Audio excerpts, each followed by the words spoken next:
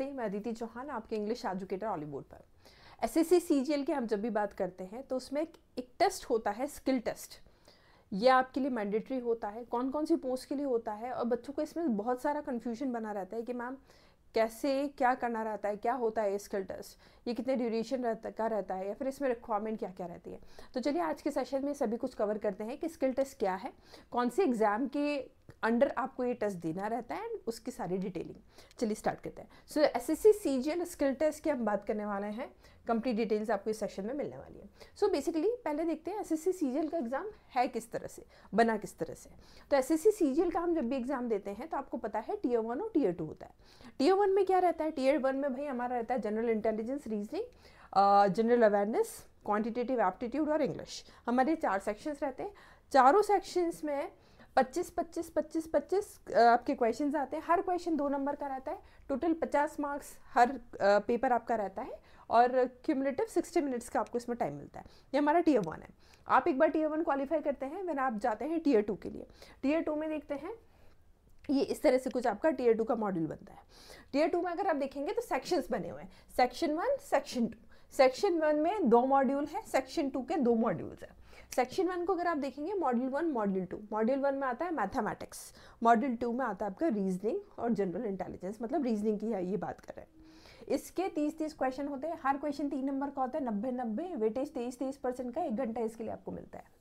फिर हम स्विच करते हैं सेक्शन 2 पर, जिसमें भी 2 मॉड्यूल्स आते हैं। एक होता है आपका इंग्लिश लैंग्वेज का और मॉड्यूल 2 में आता है जनरल अवेयरनेस। सेक्शन 2 जब आप लिखते हैं आपको फिर से 2 मॉड्यूल्स लिखने पड़ते हैं। इंग्लिश के 45 क्वेश्चन, जनरल अवेयरनेस के 25 क्वेश्चन। जैसा कि मैंने बताया हर क्वेश्चन के 3 नंबर हैं, तो 45 क्वेश्चन 135 नंबर का है। 25 क्वेश्चन 75 मार्क्स के हैं। वेटेज इसका सबसे ज़्यादा है, इंग्लिश का आपको दिख ही रहा है। इसके लिए भी अगेन आपको 1 आवर मिलता है। नेक्स्ट अगर हम देखेंगे, अब तीसरा सेक्शन है, सेक्शन 1 तो दे लिया, सेक्शन 2 भी दे लिया। अब आपको जाना रहता है सेक्शन 3 पर। सेक्शन 3 में भी आपके 2 मॉड्यूल्स हैं, मॉड्यूल 1, मॉड्यूल 2। मॉड्यूल 1 में आता है कंप्यूटर नॉलेज टेस्ट, जो आपका CKT के नाम से भी जाना जाता है। इसमें आपके 20 क्वेश्चन रहते हैं। हर क्वेश्चन, जैसा कि मैं बार बार बता रही हूँ, 3 नंबर का है। 60 मार्क का ये आपका टोटल पेपर रहता है। क्वालिफाइंग इन नेचर, मतलब आपको बस इसको क्वालिफाई करना है, इसके मार्क्स नहीं ऐड ऑन होते आपकी फाइनल मेरिट लिस्ट में। 15 मिनट आपको इसको करने के लिए मिलते हैं। एक कोड जो सेक्शन 3 का मॉड्यूल 2 है, ये होता है DEST के नाम से जाना जाता है, डाटा एंट्री स्पीड टेस्ट। ये आपका होता है, ये 1 डेटा एंट्री टास्क होता है। ये भी क्वालिफाइंग इन नेचर होता है और इसके लिए भी अगेन आपको 15 मिनट मिलते हैं। ठीक है, अब देखिए फिर ये आपके जो JSO AO के पेपर्स रहते हैं, उनके लिए पेपर 2, पेपर 3 होते हैं स्टार्ट्स, और ये फाइनेंस इकोनॉमिक्स के पेपर्स होते हैं। ठीक है, ये कंपलसरी सबके लिए नहीं होते, जो पेपर 3 अभी बता रहे स्टार्ट्स वगैरह के। अब देखिए डेटा एंट्री स्पीड टेस्ट के लिए आपका रहता क्या है। डेटा एंट्री स्पीड टेस्ट में आपको क्या करना रहता है, इसमें आपकी स्पीड, बेसिकली आपको टाइपिंग स्पीड आपकी चेक की जाती है, जिसमें आपको 15 मिनट मिलते हैं। ठीक है, वही पेपर जब आपका चलता रहता है उसके बाद आपको एक्स्ट्रा 15 मिनट मिलते हैं।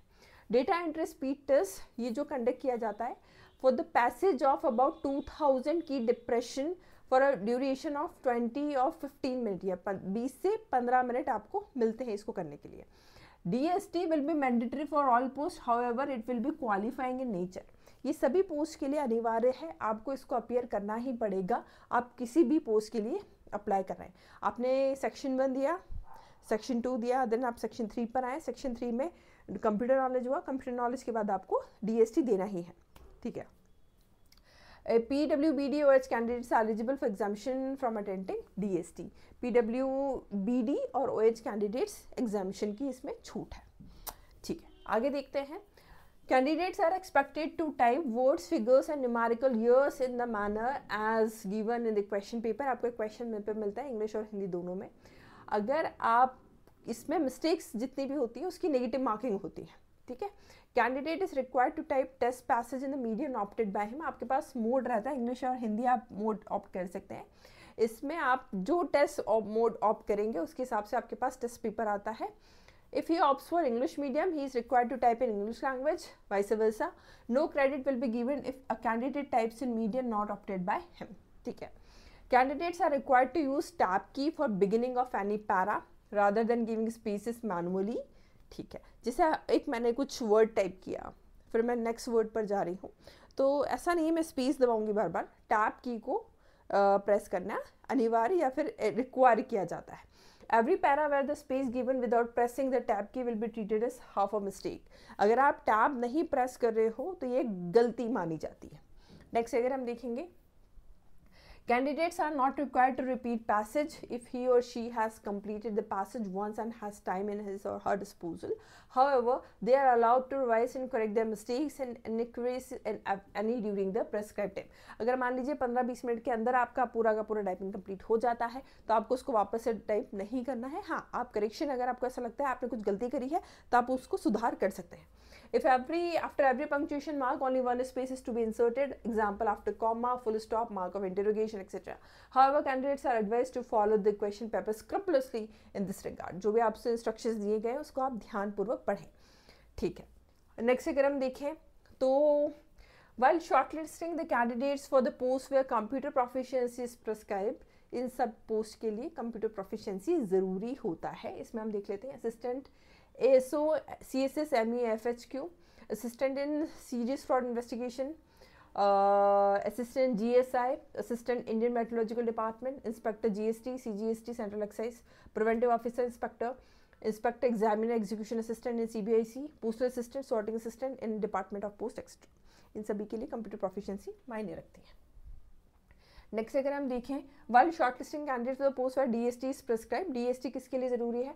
टैक्स असिस्टेंट CBIC के लिए, टैक्स असिस्टेंट CBDT के लिए, UDC SSA के लिए। ये आपकी DST जब भी आपकी मेरिट बनती है तो आपके DST के मार्क्स चेक होते हैं उसमें।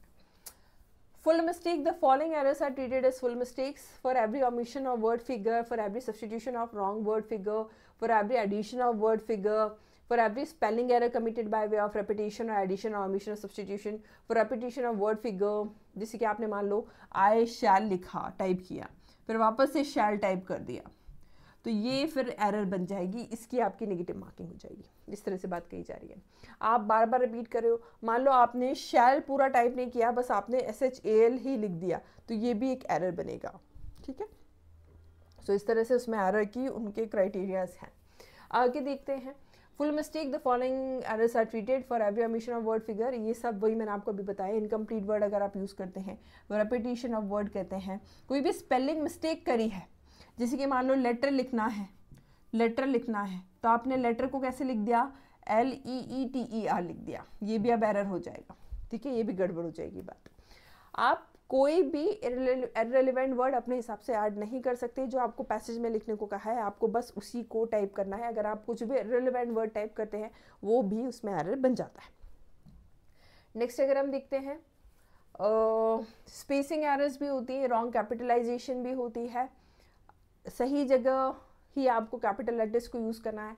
पंक्चुएशन एरर ही अगर आप ऑमिट करते हैं तो भी एरर बन जाती है, ऐड करते हैं तो भी एरर बन जाती है। ट्रांसपोर्टेशन एरर भी होती है और पैराग्राफिक एरर्स भी होती है। सो ये सब एरर्स को भी काउंट किया जाता है जब आपके DST को चेक किया जाता है। सो आई होप ये DST से रिलेटेड इन्फॉर्मेशन आप लोगों के लिए यूज़फुल रही होगी। DST मैंडेटरी है सभी पोस्ट के लिए, इसके लिए कुछ नहीं, आप अगर बेसिक वे में आपकी प्रिपरेशन को चालू रखेंगे तो भी आप DST का पेपर कहीं ना कहीं निकालेंगे। आई होप जो हमने बातें डिस्कस की है आप लोगों के लिए यूज़फुल रही होगी। Thank you so much.